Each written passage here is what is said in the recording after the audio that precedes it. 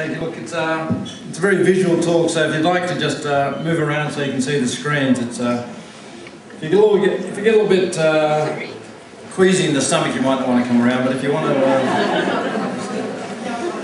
and it's showing on that screen over there as well. And so look, my charge tonight was to talk about brain cancer and its impact on our society and sort of what we're trying to do about it, and to give you a bit of an explanation as to why it's such a problem.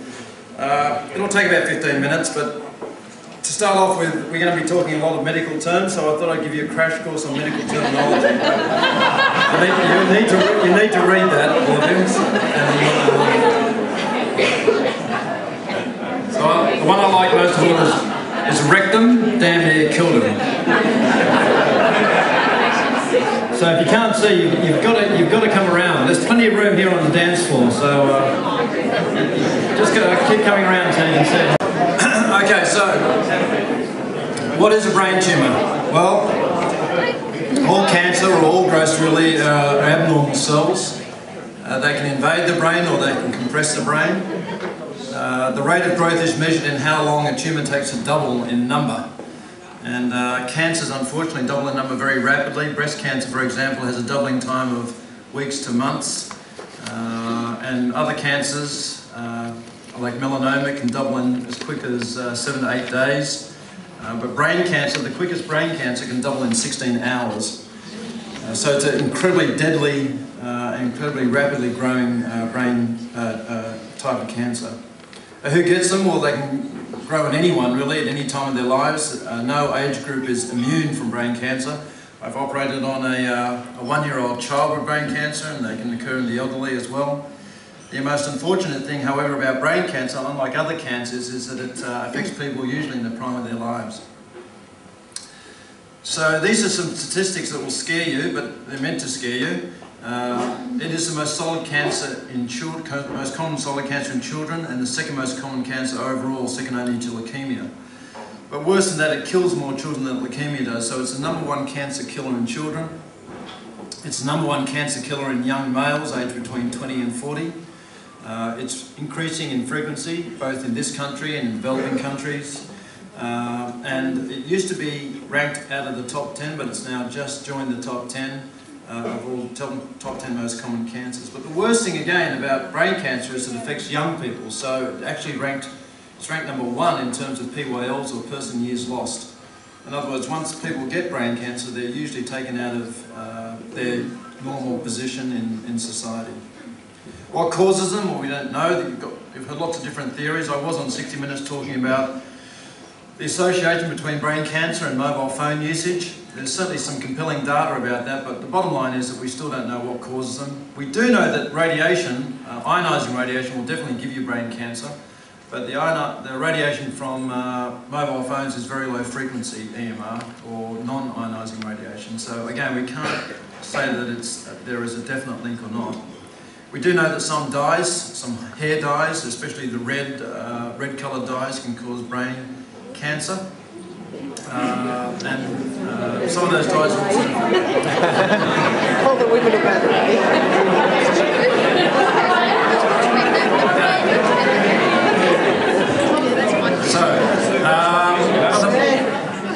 But really the bottom line is that we believe that all cancers probably have some genetic...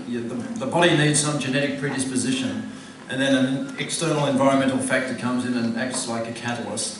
So the hair dye, the mobile phone, they're just catalysts, but you probably need some sort of genetic aberration to get the cancer in the first place. Immunosuppression has been implicated in the genesis of many different cancers, and about 40% of all people with brain tumours do have some deficiency in their immune system. This slide is a terrible reminder that unfortunately not only is the patient affected by brain cancer, but also the extended family. This was a lovely chap from Perth who died and left 3 beautiful daughters and a lovely wife. This is a little girl who died from brain cancer. She was a delightful girl who had her tumour removed, and she was out of hospital within a couple of days, but unfortunately a few weeks later the tumour must have come back rapidly and she died. It affects all different types of people from all different walks of life. This slide reminds me of Chris O'Brien, a great inspiration to me and to all Australians, a terrific Australian, and it's so sad that we should lose someone who could have contributed so much more to our society before he died. David Dyer on the side there, he sailed for Australia. He did something like 29 Sydney to Hobart yacht races. Again, a phenomenal person, an Australian who, this was one day after surgery where he took me sailing on Sydney Harbour. So what are we doing about brain tumours? Well, there's neurosurgery, radiotherapy, chemotherapy, immunotherapy, there's genetic modification, and there are these new things called telomerase inhibitors, again based on our interpretation of the genetic code.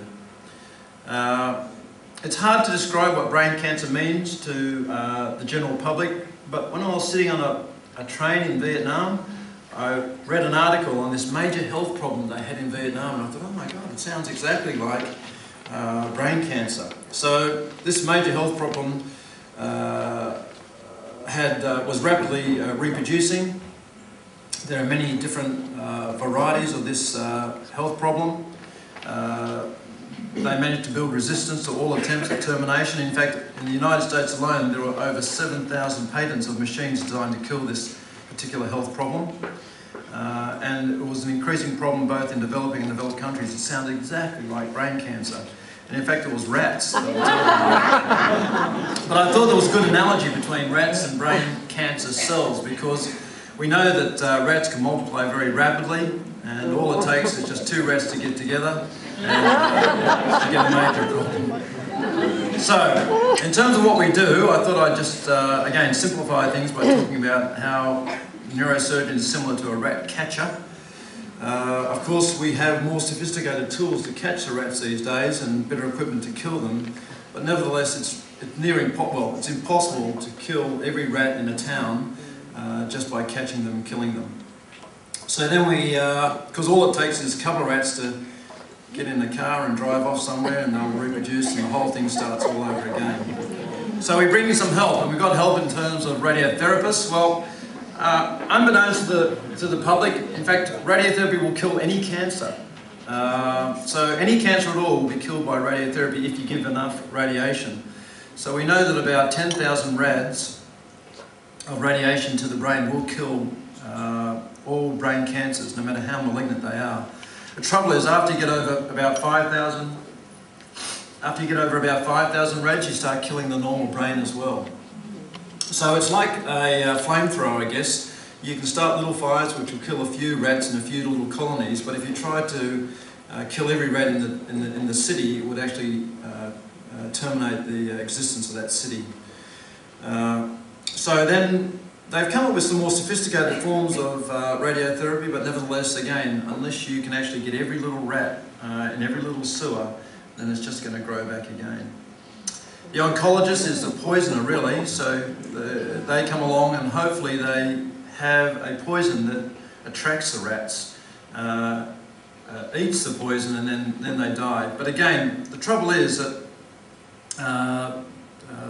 cancer cells, as well as rats, can develop immunity to almost every toxin that we throw at them.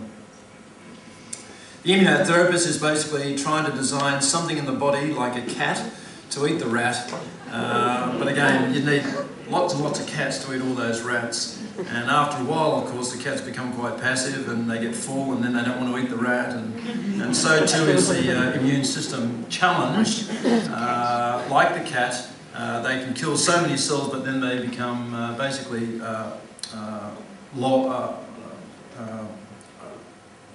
overthrown by the enormity of the problem. The genetic engineer takes the rat and tries to design a rat, or design something in the rat that makes it less able to reproduce, less toxic, less deadly. But again, unfortunately, cells have this ability to have tachyphylaxis or develop immunity. So no matter how much you train them, they grow into super rats if you let them reproduce.